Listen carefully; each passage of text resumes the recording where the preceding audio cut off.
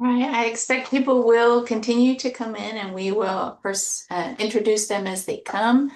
I want to welcome everybody to this Meet the Docs. We do this once a quarter so that everyone can have an opportunity to see our faces. You may have only seen Dr. Quinn in your pregnancy or only seen Dr. Landemeyer. And so we'll put some more faces with names. We are the doctors with the group that provide both gynecology and obstetric services and share in the rotation that delivers babies at South Austin Medical Center. And so we're going to introduce ourselves. We're going to take as many questions as we can fit into the hour. And then we've got some wonderful women who support us through their services to our patients as well. And we're going to introduce them. And so I'll get started. My name is Dr. Chris Hart. I'm one of the partners of Hill Country OBGYN, and I've been with the practice going on 18 years. I am originally actually from Austin, born at a St. David's facility in the 70s, and have grew up in the Austin area and also around Texas. I did my undergrad at Texas State, go Bobcats, and I went to medical school at University of Texas Medical Branch in Galveston, and then I did my residency training in Portland, Oregon. And then I missed the full sun, and I came on back to Texas and joined Hill Country, and have been here ever since, living in South Austin with my family. I have two teenage sons, both delivered by Dr. Landemeyer, and just love being a South Austinite. I'm going to pass it on to Dr. Landemeyer, who is one of the reasons I joined Hill Country OB/GYN in the first place. Dr. Landemeyer, are you there? She may be taking a break. I'm going to go throw it to Dr. Quinn. Hi, I'm Dr. Quinn. I am originally from Austin, born and raised here, went to school. I was delivered at St. David's, the main one downtown, but and I went to UT for my undergrad downtown and then went to San Antonio for medical school and moved to Missouri for residency. I met my husband up in Missouri. We got married while I was in residency, and then after I graduated, from residency and completed that, we decided to come back home where my family's still at. And so I joined Hill Country in 2016, so going on 10 years now. And since then, we have established ourselves here in Austin. I have three kiddos, an 8-year-old, a 6-year-old, and a 4-year-old.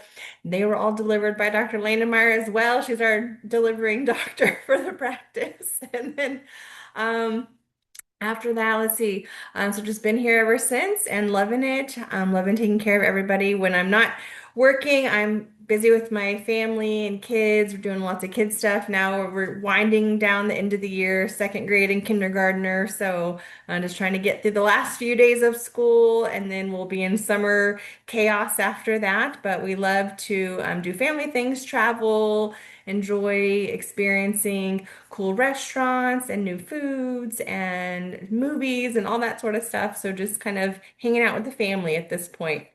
And I'm going to pass it to Dr. DeCero.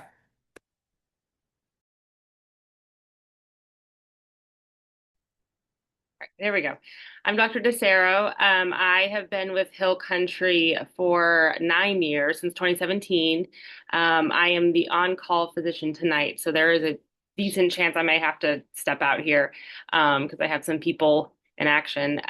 But I mostly grew up in Florida. I went to the University of Florida for my undergrad. That's where I met my husband. Then we decided to stay in Florida. I did a private osteopathic school down in Sarasota, Florida. And then I moved from that beach up to my training up in Wilmington, North Carolina, which was an affiliate with UNC. And then I decided no more beach. Let's go to Texas. So we moved out to Texas. We've had a bunch of friends here for a while. We've been, I guess, married for a good bit. I have two boys, 5 and 3. Most recently, the last one was delivered by Dr. Quinn. So I do a lot of boy stuff. Um, and then for fun, when I'm not doing boy stuff in sports, I like weightlifting. I like comedy. good dinners, and watching television in my bed. So um, I enjoy delivering babies. So it's great that you all are here. And yeah, just if I happen to jump off though, it's because I do have some stuff going on actively. So, but this is the call room in my background. We're glad you could make it for Woo! whatever time you have. Now I think Dr. Landmeyer, if you're there.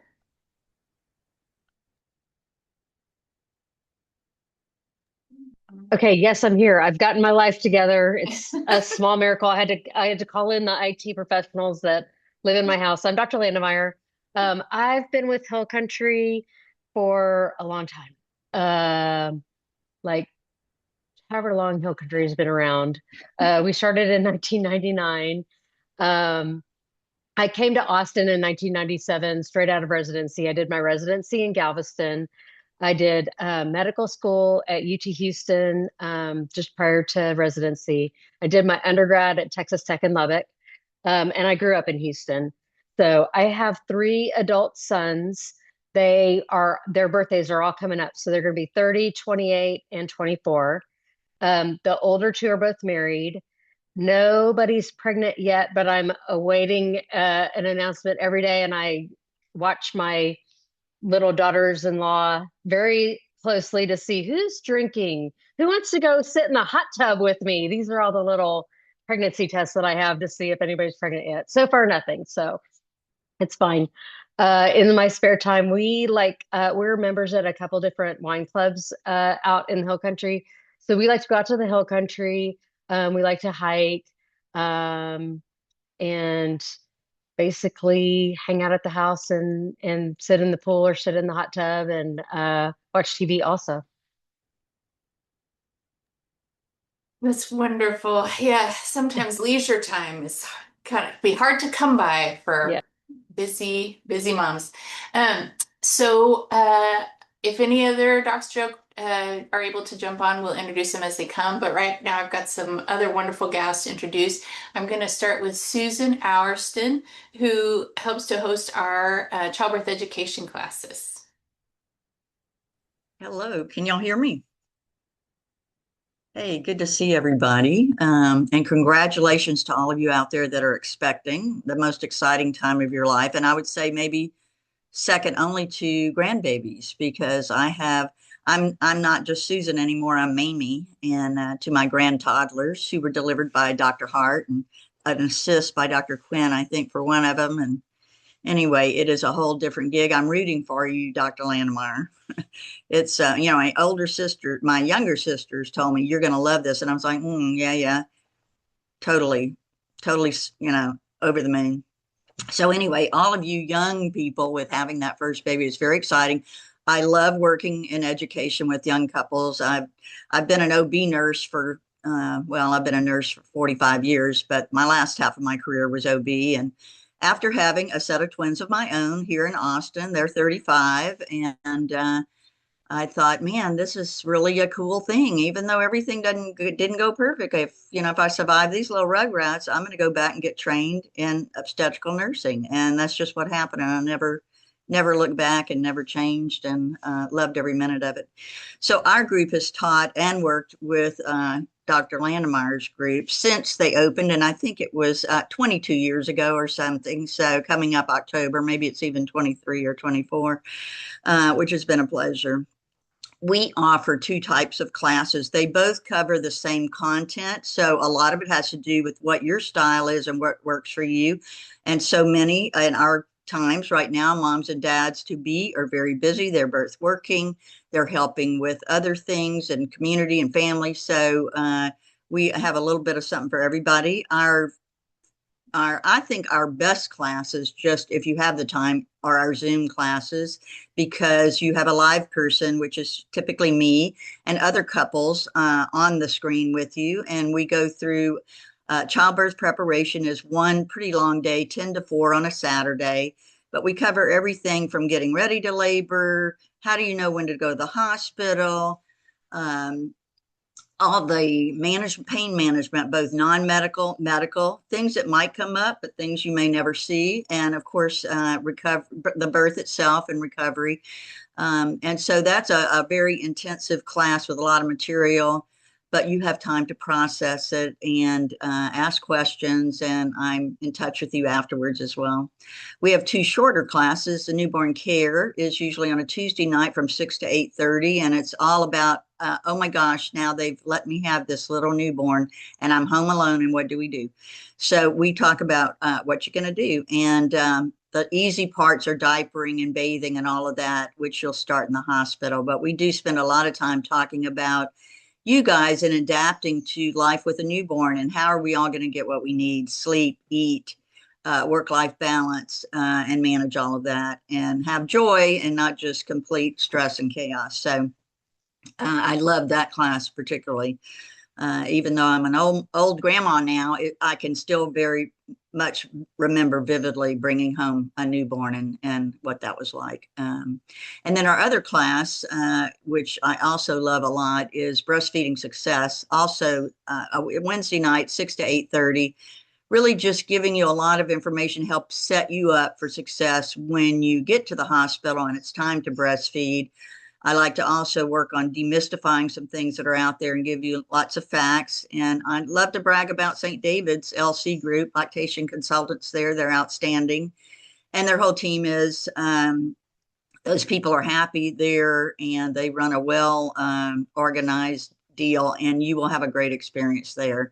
My son and his wife had two babies there, and it was wonderful. They wanted to take Donna home with them, but she had to keep working. So, and then we have e-classes. These are just all online. The content's similar, but it's not near as fun as I am. So you can work at your own pace. You can share it with any member of the family at all. It doesn't matter how many. They're good for 9 months, and they come in 7 languages. So a lot of young folks are taking those just because it really fits with their schedule. So we have you'll find in your 20-week bag, you'll get a little card that looks kind of a cute card like this. And then I'm going to put up our information on the chat here in just a minute as well. And please put up any questions you might have. Thank you, you guys. Susan. And you gave Donna a great introduction, so I'm going to pass it to Donna Cordova. Hi, everyone. I guess we're going to go down memory lane. I was with Susan when Hill Country became a thing. We worked together down there for many years, so we're just keeping it in the family, I guess. Can't believe it's been that long. Well, anyway, we're really excited to have you come visit us and have your baby with us. I do feel like that we're a little bit special down at South Austin. I've now worked there, I guess it's been about 12 years, and it's the best nursing culture I've ever worked in. So what we do is we have more than one LC. We do try to see everybody before you go home. I'm going to post some suggestions in the chat box. We don't always see everybody the first 24 hours. It kind of depends on how busy everything is and what's going on. If you're having some major issues under 24 hours of life with the baby, we definitely will see you. I'm going to, let's see what else. What am I trying to think? So, and we can see you more than once. And interesting enough, I do want to tell you, you do not get charged for lactation services. I heard from a patient that we had recently that apparently they get a bill for their lactation services at the other hospitals, the non-St. David hospitals in this town. So we don't charge, so it's free.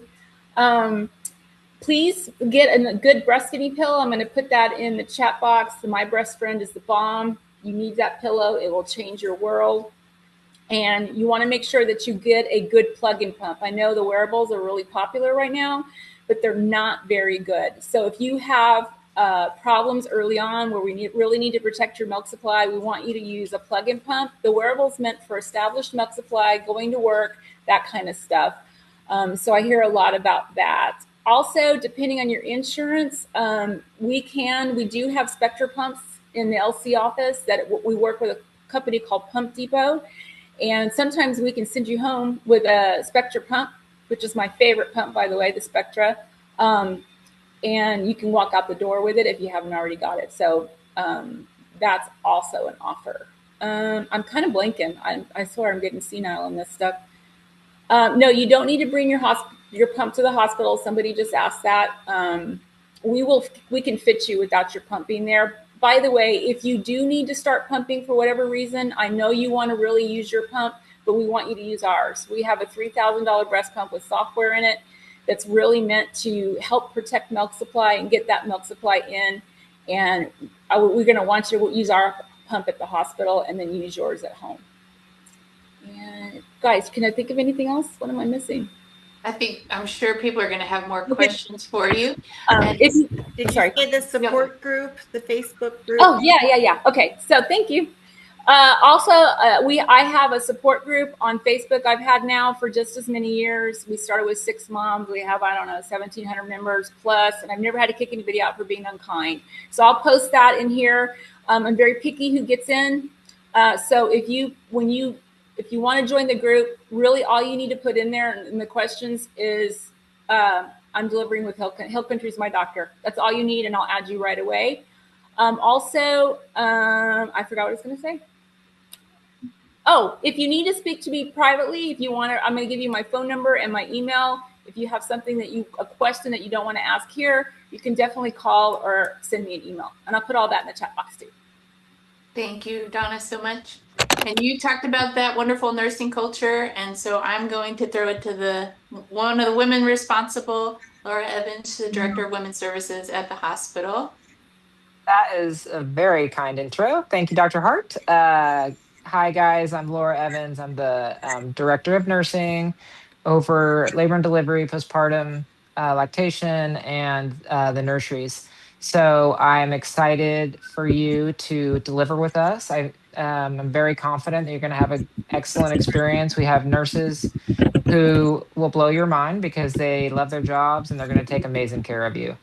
I can answer any questions that you might have about the hospital, about what to expect, where to go, that kind of thing. We also offer one-on-one tours, either in person or remotely. So we can. I will put some information on who to call for that tour and let you know. And looking forward to having you all and just ask any questions you might need. Thanks. Thank you so much, Laura. Laura, Phoebe, did you tell them what our hospital was just rated? Yeah, so we were included in the best U.S. hospitals for maternity services, and we are only one of only 2 hospitals in the Austin area. This is the Newsweek article you might have seen. Probably came out last week. So we're really proud of that. It's not something that we applied for or anything. We were chosen because of our quality and our patient experience scores, and we're super proud of that. So yeah, check it out if you're interested. I'm going to get back to Phoebe had posted a question right early on, and I think I'm going to give this one to Dr. Landemeyer about partial molar pregnancies and communicating with patients between appointments. Okay. Yes, we are all trained to deal with partial molar pregnancies. I've had, I have an extensive career, so I have experience, of course, with that. And so, if there was somebody in the one of the doctors in the office that wasn't as comfortable with dealing with it, everybody kind of knows. I'm not the only kind of senior partner there that's kind of seen it all. So there's several of us that have seen it all that they can come and kind of bounce ideas off of. And this is what I'm thinking. Um, uh, and kind of look at the current recommendations and go from there. Between appointments, communication, I think we really do the best with the patient portal, and you can send us a message through the patient portal. And of course, if that's a 9 to 5 thing or an 8 to 5 thing, if you send a message after hours, we'll answer it the next day. If you have an urgent message that you need to speak with us right away, and it is after hours, call the answering service. You can call our office and it'll transfer to the answering service, or the answering service is MedLink. Their phone number is 512-323-6999. LINK, which is like 55. I can't remember. I remember the back line, but it's LINK. Uh, if you need us urgently, if it's kind of like, no, I just have a question, or I just wanted to see, something, or if I could have a lab or something. I think our best way to communicate with us is the patient portal. We usually get back to you within, 24 hours. If you send a message through the patient portal, unless we're on call and the baby bus has dropped everyone off and we're stuck in labor delivery all day. We also have a lot of resources on our website that I was pointing out too. Like sometimes we'll get called about like medications you can take. We do have a medication list that we provide at the appointment, but it's also on our website if you lose it. So if you're like, man, can I take that allergy medicine? You can check that list and it'll have all those type of things. And we have a frequently asked questions section too. So if it's like some of these common questions that pop up, I bet if you're thinking it, we've probably put it in that frequently asked questions section too. I have also been doing this a long time. We've been doing Meet the Docs a long time. And so I kind of, and I could be completely wrong. I'm happy for you to call me out and say you're completely wrong, Landemar. But I feel like maybe you had a bad experience with with another group that with communication. And so I think if that's the case for anybody and you come see us, just let us know, hey, I had a really bad experience with another group. They didn't communicate with me. I felt like, my questions just went to the nether regions and nobody ever answered anything. Let us know, because we really do our best to take good care of patients and talk with everybody and give you the expectations that you're looking for, within reason. So I just want to kind of point. Hello, it's Phoebe here, and apologies, I'm just driving, so I don't have my video on. Really appreciate you answering my question. The reason just for the partial molar pregnancy is just I've had one recently, so I wanted to get a little bit of an understanding about what your experience has been in terms of kind of next steps in terms of pregnancies.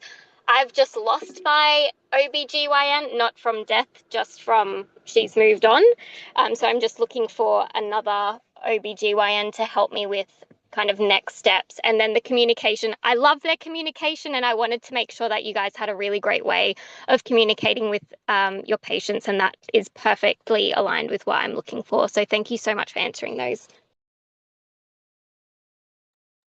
Thank you, Phoebe, for sharing that. I'm going to go to Abby and Matt asking, Jenna asked about pre-registration for the hospital. Around 24 weeks-ish, you're going to receive a packet in the office that includes the pre-registration information. It's actually a packet for South Austin Medical Center that includes a lot of information, a packing list, and information about the tours, and also the registration information. This past weekend, I actually had a patient go to the wrong hospital. She went to a different St. David's facility. And so I rushed back to the office this week to make sure everything says South Austin on it. It does. So it was just an honest mistake, but you're going to register and you want to make sure if you take a tour, if you go to the tour website, that you're going to tour South Austin Medical Center. And then Desiree, Dr. DeSera, are you still on? If you want to take the question about the calls, how we do our call rotation. Is she still here? I'm here, sorry. Okay. No, I was just I had to making call sure. somebody back. Let me go back. Sorry, let me catch up. What was the question? It says, will a doctor for Hill Country be on call at all times? And as a Hill Country doctor, I was going to give you a chance to talk about how we do our call schedule. So our call is during the week we do like a 24-hour call. So we're 7A to 7A the next day, and we call ourselves Doc of the Day. So we cover all patients from Hill Country. And then on the weekends, it's Saturday and Sunday. So it's going to be, we just basically rotate through the schedule that way. So whoever is on call for the group will be delivering all the babies for the Hill Country providers. We generally are, I feel like we're so busy lately. I feel like I'm usually at the hospital, but there are times if there's not much going on, we may not be here. There is somebody, a laborist at the hospital at all times that's hired by the hospital. So if anything emergent shows up, there's somebody here. but generally I feel like we're here a lot. It's been busy. So yeah, we're usually at the hospital. And then what was the next question? Oh, so Um, there was a question about the Dripping Springs. We have an office in Dripping Springs, but we don't do deliveries there. So all of our patients will come to South Austin Medical Center for their delivery. Um, I just wanted to touch on Kayla's question about how handling the deliveries if your assigned doctor is not on call. And we do care for each other's patients when we're on call. Um, like this weekend, I had 7 deliveries. It was a busy weekend, lots of babies being born. And, 2 of those patients actually were my regular patients, and 5 were not. But we we just take care of everyone just the same. We want you to have a great experience, whether you have Dr. Lannemeyer, Dr. Quinn, Dr. Sharrow, Dr. Sessions, anyone. We want you to go back and tell the world that you had a great experience at South Austin. So you're going to get a great experience with any of the doctors, and you know we really value that experience for you and for ourselves. Uh, Dr. Quinn, you want to talk about the options for natural unmedicated birth and interventions? We should go back really quick and tell Abby and Matt, yes, there's birthing balls there and peanut balls at the hospital.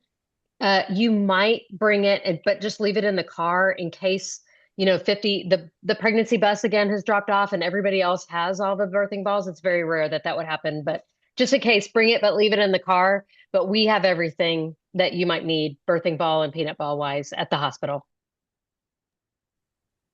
So, from labor. So yes, there's the full spectrum from unmedicated, meaning you're not utilizing any sort of pain medication, to IV pain medication can be utilized, to laughing gas, basically nitronox, and then epidural, which is like numbing. Okay, so we have had experience from all of it. I would definitely suggest that if you are planning on doing an unmedicated birth, there are some great classes or techniques that you can learn. There's Bradley method, hypnobirthing, you hear the old Lamaze and stuff like that, but basically just learning some techniques to be able to cope with that, because a lot of it's about breathing techniques, focusing techniques and stuff to help you get through that process. So if that is your plan, I think that would be looking into birth classes for those type of situations. Our birth class that we were primarily talking about is more about like an education class. So if you're wanting a specific technique, you would just want to look into that in the community to register for that.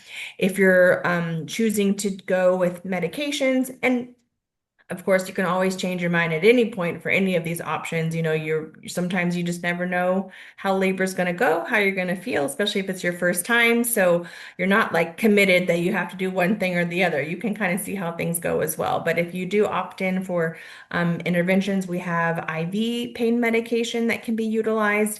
That is primarily up to a certain stage in pregnancy, in labor, because it does pass to the baby, and just like it can make you feel a little bit drowsy and sleepy, it can make the baby feel that way as well. So we don't like to use that one close to delivery because we want the baby screaming and crying and breathing and stuff after they are born. So that's kind of more in the early stages of labor, and it can kind of start to lose its impact the multiple times that you use it over and over again. So that is one option though. Then there's patient-controlled laughing gas. So it's a mask that you kind of self-administer throughout the contraction to kind of help take the edge off of things. So that's also an option. And then, of course, there's epidural, which is a procedure that's done by the anesthesiologist. And it helps to basically make you numb from like the waist down to take off the sensation of the contraction pain. So there are all of those options are available. We have experience with all of them. And then the nurses are really great and can help you with different position changes and stuff to kind of help with the labor process as well. And kind of bumping along, I see another question went on about like water birth. We don't have water birth at the hospital. There's no tubs or anything like that. We do have showers in each of the rooms that can be used for like water shower heat therapy, like for pain control. And depending upon your situation, there's the possibility of intermittent monitoring, but that will be kind of dependent upon, what's happening if you're a spontaneous labor versus if it's an induction, we can't do that versus is there signs that the baby's in distress? So those will kind of play it by ear based upon the situation. But yes, if you're a candidate for that, we do allow intermittent monitoring as well. Uh, I'm just going to go back to the question from Desiree about the ultrasounds, about ultrasounds and kind of how frequently they're done. And that really depends a lot on what's going on with your pregnancy. Some people have high risk pregnancies, they have multiples, they have growth issues in the baby, and they get ultrasounds more frequently. If you are young and healthy, there's no issues. You've got one baby and that baby is growing normally. And generally, there's kind of three sort of prescribed ultrasounds in pregnancy in the first, second, and third trimester. So you have your first one that kind of tells us exactly how far along you are. You have the one in the middle that looks at all the anatomy and counts the fingers and toes and looks at the vessels of the heart and kind of gives all the details. And then, one kind of right in that month before the birth that kind of give us an estimate, check the position of the baby, make sure it's head down, and look at the size and the growth. Now, a lot of people have reasons why they might have more scans. They take thyroid medication, or maybe they're overweight, or maybe they have high blood pressure or diabetes. And so some people are going to need more ultrasounds. But generally, if you're otherwise low risk, I always say this is America, you can have whatever you want. Insurance won't cover those images. There's not a medical reason for them, and so they may not be covered by your insurance. And so we generally would do just what you need. Now, every time you come to the office, after the first trimester, we're going to be checking the baby's heart rate and making sure that everything looks really good.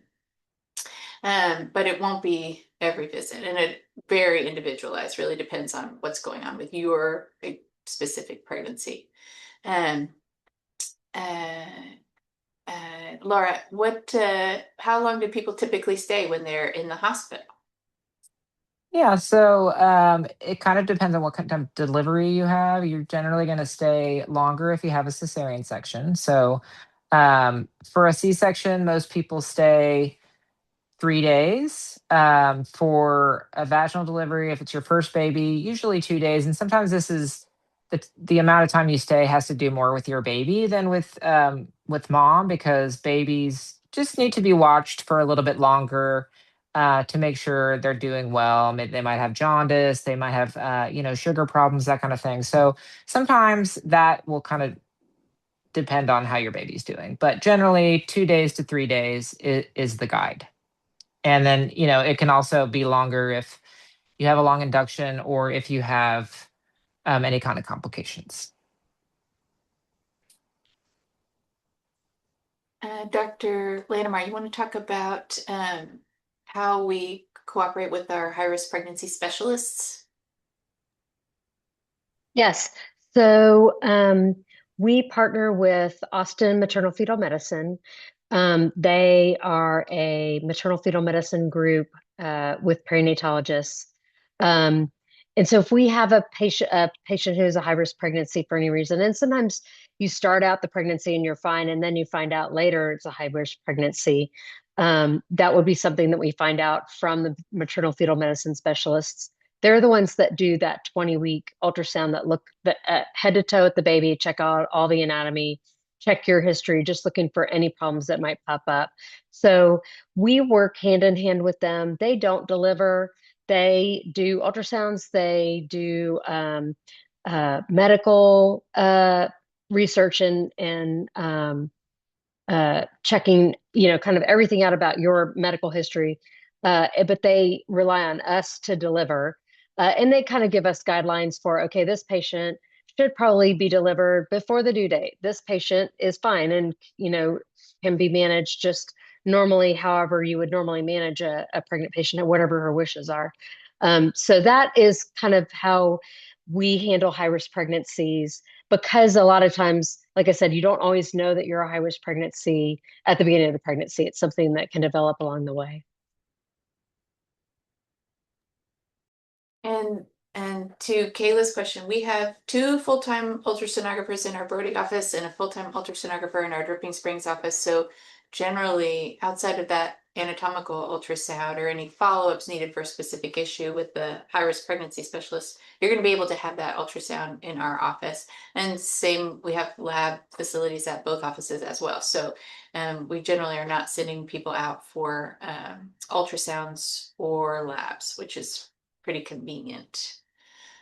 Um, uh, Dr. DeSera, you want to talk about birth plans? Yes, Yeah. no, maybe so. Yeah, so it's totally a personal preference. Don't feel like it's like homework where we won't let you into labor unless you have your birth plan completed. So it's a personal preference, whether you do it or not. A lot of the stuff on those are generally things we kind of do as a standard anyways. Um, but I think if you decide to go through and do a birth plan, I always encourage to like go over it with one of the providers, usually at least by 36 weeks, because there are some things on there that we may have to explain a little more or kind of get your thoughts on certain things as to some of the preferences. And I would also like to, I would look at it more of a preference and versus a plan, because you can only, I mean, you really can't plan labor and your baby. So it's kind of just an idea of like things you prefer to do. But a lot of this stuff like skin to skin, delayed cord clamping, baby's room in, there's a lot of stuff on there that we kind of routinely do already. Um, One of the other things though, and this is one I'll get sometimes in the office is no IVs, but it's more of like an access to IV, like it's called a saline lock, but we just need to have, in case of emergencies, we need to have access to be able to give you things quickly. So that doesn't mean you're going to be hooked up to an IV, but just so that we have the ability to give you things quickly or emergently, either during labor or after labor. But that's one of the things that will sometimes be brought up in the office, but totally a personal preference. It's kind of nice to go through and kind of it then gives you ideas of like, oh, what is this or what does this mean? So I think they're helpful in that way too to kind of give you more details. Because usually this is, especially if it's your first baby, labor is a very foreign land, and there's a lot of verbiage of things going out there. So it's kind of nice to kind of get an idea of what certain things mean. I think that too, that it's helpful to see what the options are. You might not even be familiar that you had options in certain areas. And so looking through, but once you kind of go through it, I think most of the things are pretty routine, that they're going to solicit your opinion, like, are you planning to do this or that? And episiotomies comes up all the time. And I think nobody cuts episiotomies, they're so rare. I think there's just sort of a remnant on birth plans from years past. But, um, uh, what happens if the baby is born? Oh, back to Natalia's question. That's a fun one though. About the shots skin to skin. I actually haven't seen that done. Laura, will they offer that to do skin to skin for the shots? Generally, that is not done, but it's something. Let me think about that. We could talk about. Just kind of depends how the birth goes. Um, yeah, I don't see them doing that often, but it's not impossible. Let's just say that it's not impossible. Yeah. I was sort of thinking like you sort of want someone else to do the pokey part and you do the fun part. But I don't, I think if that was Yeah. really, I think if that was really important to you, it could probably be worked out. Yeah. And but they don't take the baby away, like their baby's still in the room when that happens. So it's not like they're taking the baby to the nursery to do all Yeah. that torture stuff and bring him back. If that helps at all, it might not, but it's a good Yeah. question. They're like 8 feet away. They're just right over there. Hmm. And what happens if the baby is born before getting to the hospital? You didn't need our expertise to have your baby. Uh, it doesn't happen as often as you would might think. I mean, I think how many this year born out of hospital? Like maybe two, maybe. Yeah, it doesn't happen very often. Mhm. Get that baby on your skin. Yeah. Yeah. Put the Warm baby up the Yeah, baby. Yep. Stimulate, Keep that baby stimulate. warm. call 911. yeah. Still come to the hospital so we can check you out. Yes, yeah. Because usually the baby comes out, but the placenta's still there inside, and you might need a repair. So we still recommend you come to the hospital so that, because the biggest time, it's kind of the risky time, is that hour sort of right after delivery for both you and the baby. So you still need medical attention. Bleeding is common in that time. Babies need their temperature, to be regulated. And so, um, and make sure they're breathing really well. So still call 911, come, they could pick you up wherever you are and bring you to the hospital. Um, and yeah, so we had somebody delivered like right in the valet place this last year or the year before. Almost made it, but she was in the right place. So, and cord clamping is pretty routine. I think it's unless there's the baby's in some kind of distress and needs, urgent interventions. It's almost always delayed cord clamping. Oh, Dr. Quinn, you want to talk about reasons you might need an induction? Sure. So, most of the reasons your doctors probably have discussed with you at some point during pregnancy, kind of like what Dr. Landemeyer was referring to before. Um, you might start off low risk and then become high risk. And so there are certain high risk situations that we recommend delivery earlier.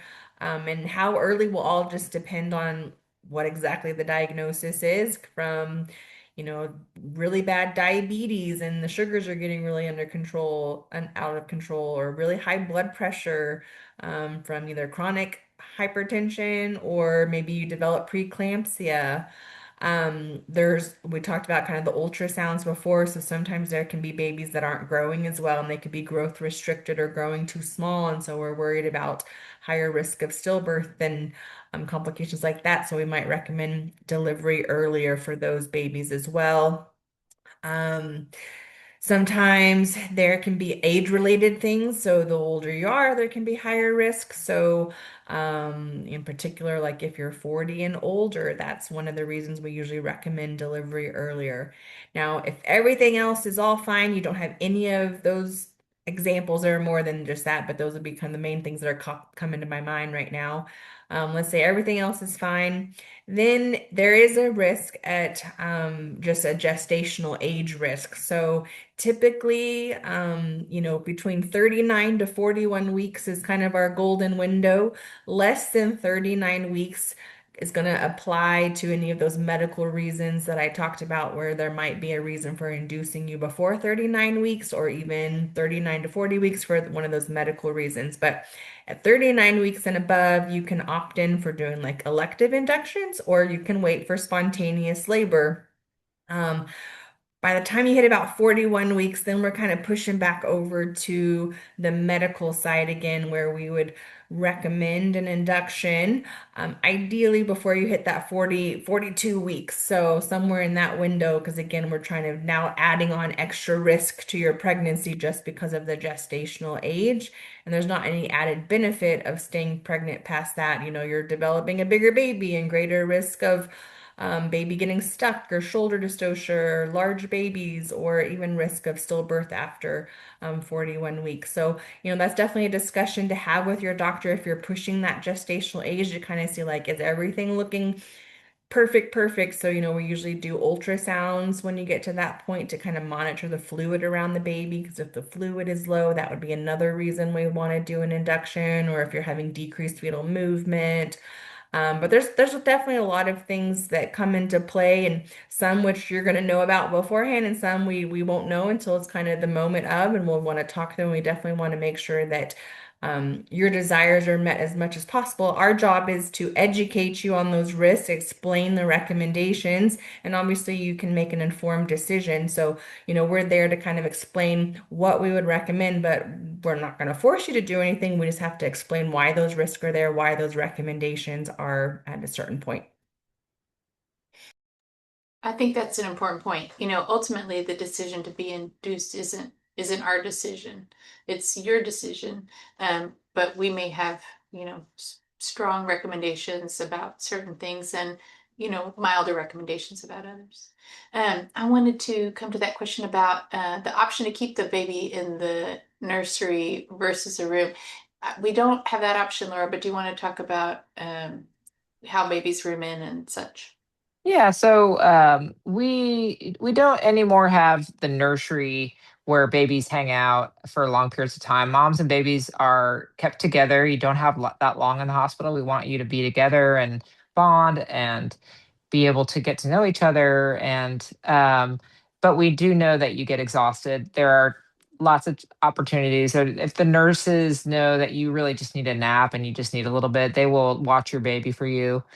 Um, so that you guys can get some rest or whatever that looks like. But yeah, and that's a very common thing, that people just haven't been able to sleep, and we really want to prioritize your rest because we know that that really helps your sort of outlook and your mental health in those first few days. It's hard to get rest, so um, we will watch the baby for you. Yes. It's just not a normal nursery that they used to have in the old days where you look in the window and there's 25 babies lying there. That doesn't happen anymore.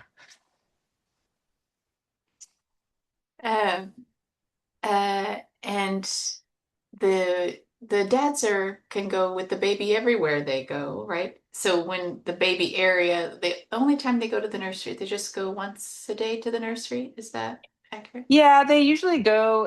They go and get weighed. They might get their bath. They might get their labs drawn. But dad can go with. Yes, dad can go with. Now the question about the circumcision. Generally, the pediatricians that do the circumcision, most of them are pretty open to that, so they'll talk to you about that prior. Occasionally, we get people that are not excited about dad coming in. It's kind of a small room, and sometimes we get worried about. Sometimes dads pass out and some of this kind of stuff. So, but generally, our pediatricians are great, and they'll talk to you about that if that's what you want to do.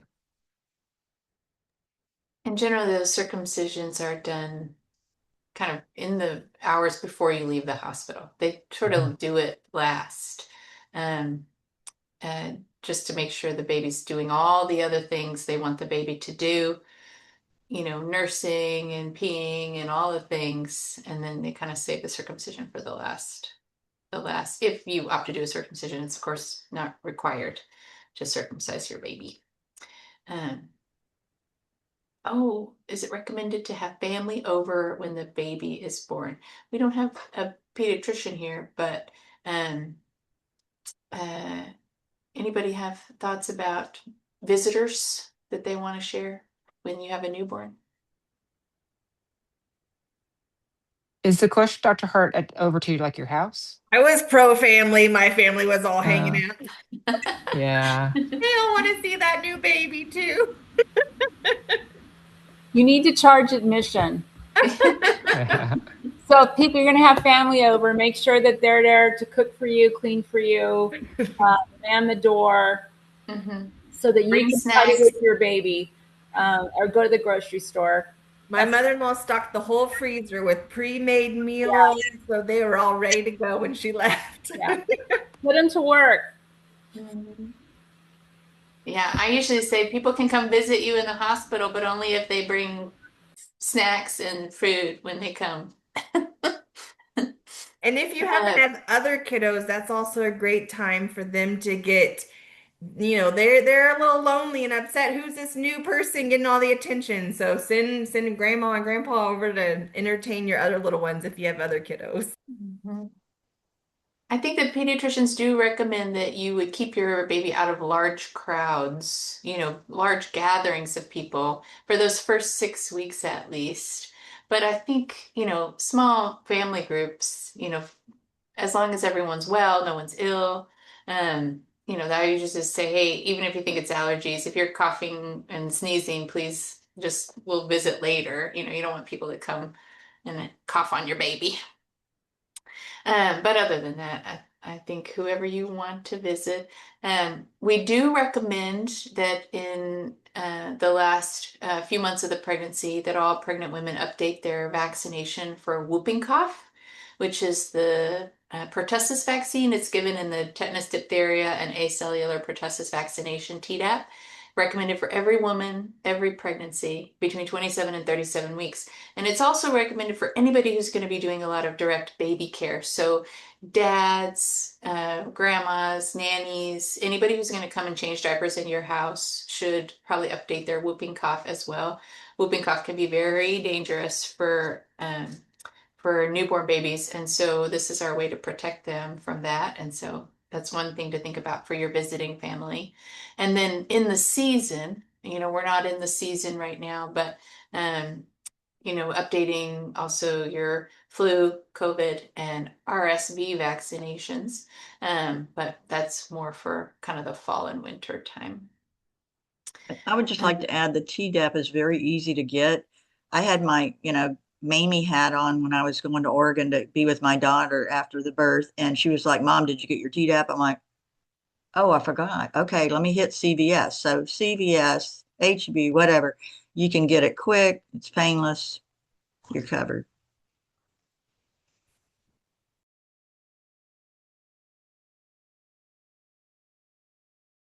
Yeah, and so that touches on Christina's question about the vaccines. That's really it. In the season, flu and COVID, and everyone as the baby's getting close, the Tdap, and then just for the moms, RSV, but only in this season. Um, let's see. Oh, Laura, you want to talk about the hospital, what they're going to provide versus what people need to bring? Yeah, I mean, if you were at the mall and you went into labor and had to come and you didn't have your bag, you'd be just fine. Right when you come in, we'll put you in a hospital gown. And a lot of our patients do want to bring their own gowns, and we love that. There's a lot of cute gowns out there, but we recommend you use those after the baby's born, just because you just use ours because they can get messy and it's better to let us do the laundering. And then as far as like everything for you and baby, we have diapers, wipes, pads, obviously medications. If there's a specific rare medication that you're on, talk to your doctor about that if you need to bring that with you. But generally we have everything that you need. We do say bring in things that make you comfortable. So if you have slippers that you love, or like, a little robe or something like that, bring your snacks. You can bring whatever you want as long as it's not an open flame. Sometimes you see people like really having a nice vibe in their room with the flameless candles and the music and all that stuff. I mean, there's some people that bring in an entire console and their favorite video game. So I mean, we've seen it all, you know, as long as it's not like a living creature or a flame, then you can bring it. But we will take care of the basics for you, and so you don't need to worry about any of that stuff. Or weapons. I've been asked about bringing Mm. certain special knives to cut the cord. No, we can't bring weapons to hospital. There's probably a rule about that, I think, but Yeah, I think there's one posted on the door. Dr. DeSera, do you have any comments on the RSV vaccine? It's recommended during a certain time of year. The goal of it's really to have benefits for your baby during RSV season. And it was only studied between 32 and 36 weeks. So it's a 32 to 36 weeks between September till what is it, February 1st? January, I There, think. something like that. But and that's because it's only, I think it's like 6 months timeline. So really, if you get it out of that window, the benefits to the baby are no longer there during the RSV season, in which case we don't recommend it during that time. So it's very time specific, gestational age specific, and also specific to like the time of year, with the goal to be to protect your baby, to reduce the risk of baby getting RSV. I feel like the rollout was a little bit, it was hard.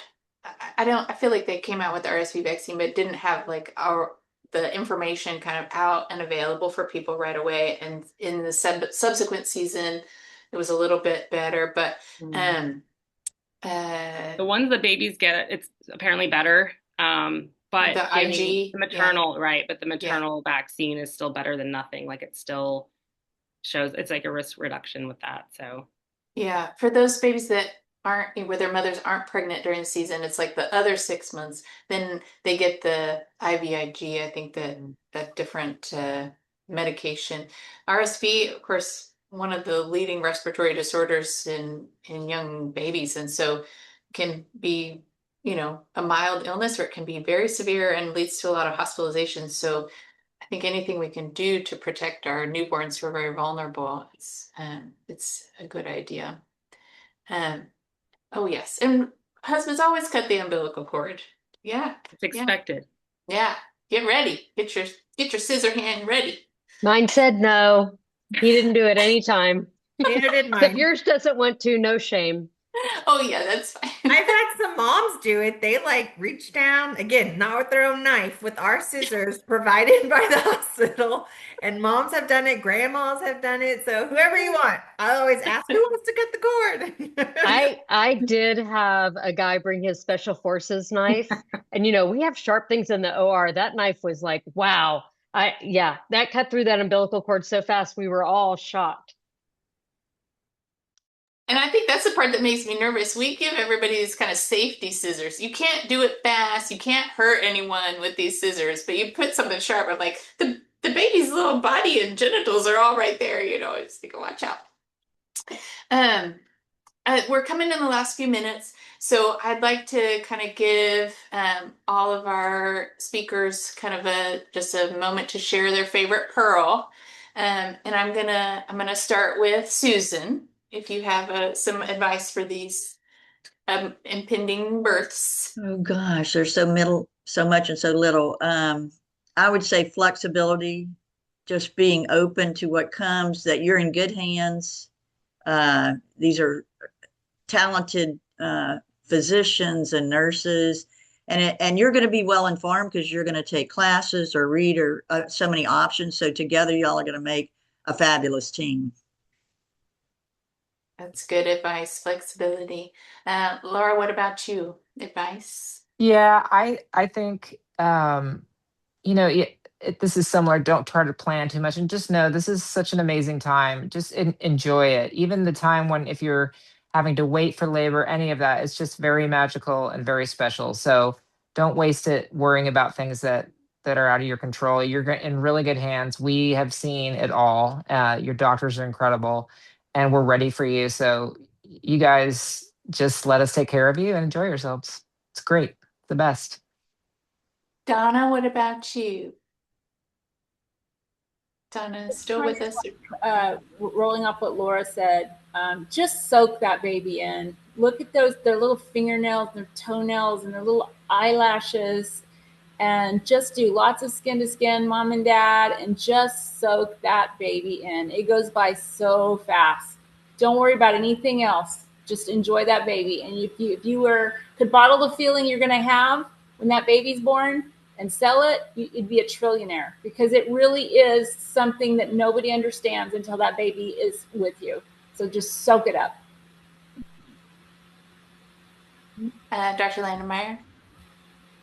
I always like to say, our ultimate goal is healthy mom, healthy baby, and how we have to get there is how we have to get there. And I feel like one of the strengths of our team is that all of the doctors and the nurses at the hospital are really good about communicating with you about, hey, I see this, it worries me about this, and this would be the reason why I want to do this, because I want you and your baby to be healthy. So ultimate goal, healthy mom, healthy baby. Dr. DeCero? She might She have might had have to, stepped away. she might have I'll had to jump in. jump. I'll do Yes. mine. I think my everything everybody else has said, I want to piggyback on all how great everybody they've already given their feedback. But I would also say don't let, in this age of social media and everything that's happening, don't let mom guilt and mom comparison eat away at you and make you feel like you're a failure or anything like that. You do what is right for you and your family, and what outcome happens with the delivery doesn't make you less than or better or anything like that. Like, things happen the way that they happen. And I think that there's too many things right now, I feel like, on social media that just really puts a lot of pressure on moms. It has to go a certain way, it has to be a certain way. And if it doesn't happen that way, they're a bad mom. And that is so not true. And so just turn off social media for a while you're doing here. Just enjoy the baby, turn that off, and don't feel that pressure, because I think that leads to a lot of people focusing on that instead of getting to enjoy the experience and enjoy the time with their baby. That that hits me right here. I think that's so true. I think we give ourselves so much guilt as it is. It's you just want to stay away from anything that makes you feel even worse. It's just there's so much pressure. I think that's a great point. Um, I just want to remind everyone that when you're having your baby, we want what you want. We want you to have the best possible birth experience, and when we are there with you, we're going to help you. We're going to help you make decisions. And our goal is the same as yours. We want you to have the delivery that's as close to your ideal birth as we can possibly get it. So just know that we're a team. We're a team. It's not, we're not doing separate things. We're going to the same place. Anybody need to reach out, you can always message us through the patient portal. That's non-urgent questions, of course. And we'll see you at your next visit, unless you knew it sooner. And I appreciate everyone coming and talking with us today. Thank you, guys. Great session.